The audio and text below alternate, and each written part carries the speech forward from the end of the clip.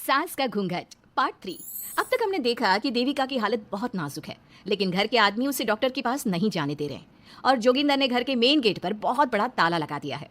लेकिन देविका की सास विमला पहली बार घूंघट उठाकर समाज के बनाए नियम का उल्लंघन करती है और देविका की जान बचाने की कोशिश में जुट जाती है। मैं भी देखती हूँ मेरी बहू को डॉक्टर के पास जाने से कौन रोकता है।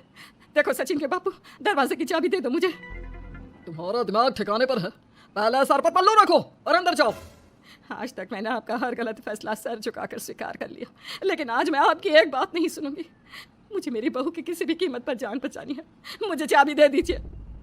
पिताजी, माँ ठीक बोल रही है, चाबी दे दीजिए ना, नहीं तो देविका नहीं बचेगी। देविका मरती है तो मर जाए, लेकिन यह दरवाजा नहीं खुलेगा। तुम सारी औरतों को इस देविका नाम की बीमारी ने पागल कर दिया है और इस बीमारी का अच्छी तरह से इलाज करना आता है मुझे। वीना बेटी, सुजाता बहू, जाओ अंदर से देविका को लेकर आओ। विमला ये बोलकर अपने पति के हाथ से चाबी छीन लेती है। तभी महेंद्र विमला का हाथ पकड़कर चाबी विमला से छीन लेता है। भाभी, घर के मर्दों से टक्कर लेकर आप अच्छा नहीं कर रही हो, ये इस घर के संस्कार नहीं है। महेंद्र की बात सुनकर कम्मू अपने पति के हाथ से चाबी छीनकर कहती है, इस घर के संस्कार क्या है हम अच्छी तरह से जान गए हैं। आज इस घर का दरवाजा खुलकर रहेगा और देविका डॉक्टर के पास जाकर रहेगी। भाभी, ये लो दरवाजा खोलो। विमला ताला खोल देती है। तभी वीना और सुजाता देविका को लेकर आ जाती हैं।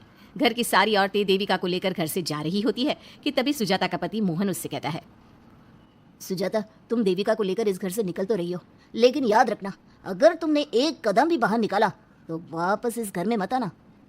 मैं देविका के साथ अस्पताल भी जाऊंगी और वापस इस घर में भी आऊंगी। देखती हूँ कौन रोकता है मुझे। देखता हूँ कैसे इस घर के अंदर कदम रखती हो और कौन तुम्हारी मदद करता है। कानून मेरी मदद करेगा और कारट के दरवाजे हर नागरिक के लिए खुले हैं। मोहन को अपनी पत्नी से इस तरह बात करता देख कल्याण वीना से कहता है, वीना, तुमने देविका का साथ देकर अच्छा नहीं किया। अगर तुम अभी भी इसके साथ गई तो अपना और मेरा रिश्ता खत्म समझना। मुझे कोई फर्क नहीं पड़ता, तुमने आज तक किया ही क्या है मेरे लिए। तुम खुद घर जमाई बनकर मेरे घर में रह रहे हो, कभी 100 रुपए की साड़ी दिलाई है मुझे। मेरे आने से पहले मेरा घर छोड़कर निकल जाना, समझे। ये बोलकर वीना और घर की सभी औरतें देविका को अपने साथ अस्पताल ले जाती है।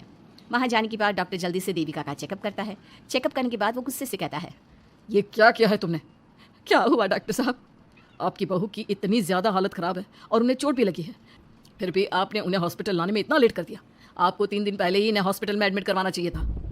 हमसे गलती हो गई डॉक्टर साहब, लेकिन आप जल्दी कुछ करिए, हमारी बहू और उसके बच्चे को बचा लीजिए। देखिए, अभी कुछ भी कह पाना मुश्किल है। हम माँ और बच्चे में से किसी एक को ही बचा सकते हैं। आप सोच लो किसे बचाना है। डॉक्टर साहब, आप देविका को बचाइए, उससे कुछ नहीं होना चाहिए।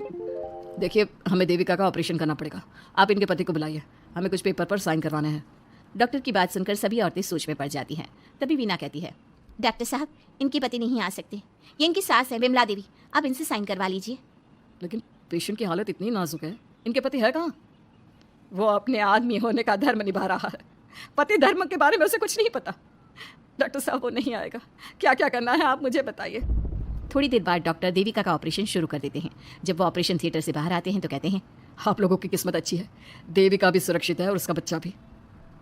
डॉक्टर, बेटा हुआ है या बेटी? बेटा हुआ है। सब लोग बहुत खुश होते हैं। कुछ दिन तक देविका उसी हॉस्पिटल में रहती है और उसके ससुराल की औरतों ने उसका बहुत ध्यान भी रखा। अब देविका कुछ हद तक ठीक हो गई। डॉक्टर ने देविका को घर जाने की इजाज़त दे दी, लेकिन सभी सोच में पड़ गए। हम भाभी को घर ले तो जाएं, लेकिन माँ, आपको घर का माहौल पता है ना, देविका भाभी अभी पूरी तरह से ठीक नहीं हुई। भाभी वहाँ आराम नहीं कर पाएंगी और पता नहीं घर के सारे आदमी हमारे साथ क्या करेंगे।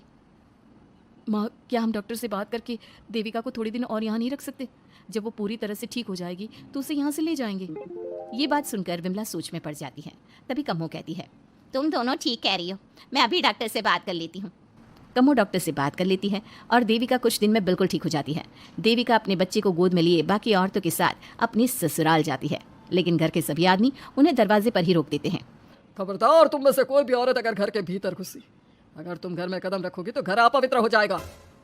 घर हमारे कदम रखने से अपवित्र नहीं होगा, बल्कि आपकी गंदी सोच की वजह से घर क्या, अरे पूरा समाज अपवित्र हो रहा है। सुजाता, मैंने मना किया था ना घर से बाहर जाने के लिए। अब एक काम कर, जैसे यहाँ आई है वैसे यहाँ से सीधा अपने मायके लौट जा। क्यों जी, क्यों चली जाऊँ मैं अपने मायके? मैं जब तक चाहूँ यहाँ रह सकती हूँ। अगर आपने मुझे इस घर में आने से रोका तो मैं आपकी पुलिस में शिकायत कर दूँगी। वीना, इन सब की तरह तुम्हारा भी दिमाग खराब हो गया है। अब मैं तुम्हें बिल्कुल बर्दाश्त नहीं करूँगा। तुम्हें ऐसी सज़ा दूंगा कि तुम याद रखोगी। सजा बाद में देना, पहले मेरे घर से बाहर निकलो। खुद पूरी जिंदगी में एक घर नहीं खरीद पाए और मुझे सबक सिखाने की बात बोल रहे हो।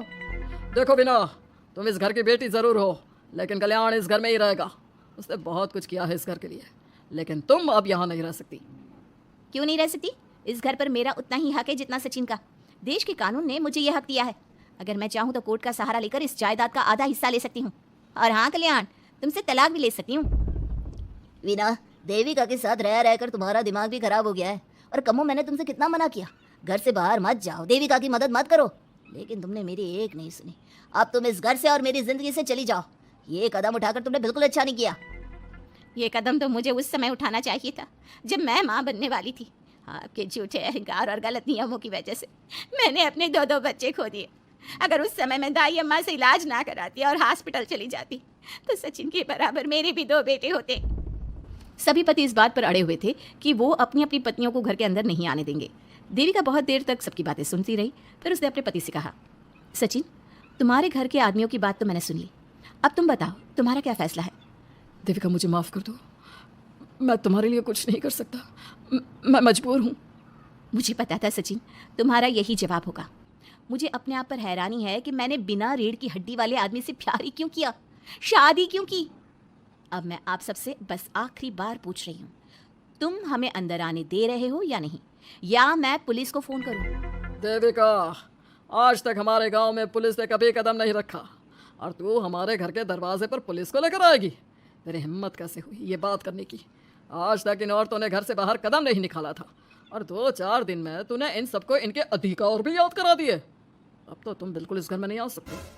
घर की औरतें घर के बाहर खड़ी थी और घर के आदमी घर के दरवाजे पर। उनकी लड़ाई देखकर पूरा गांव इकट्ठा हो गया। देविका को अस्पताल पहुंचाकर घर की औरतों ने काम तो अच्छा किया।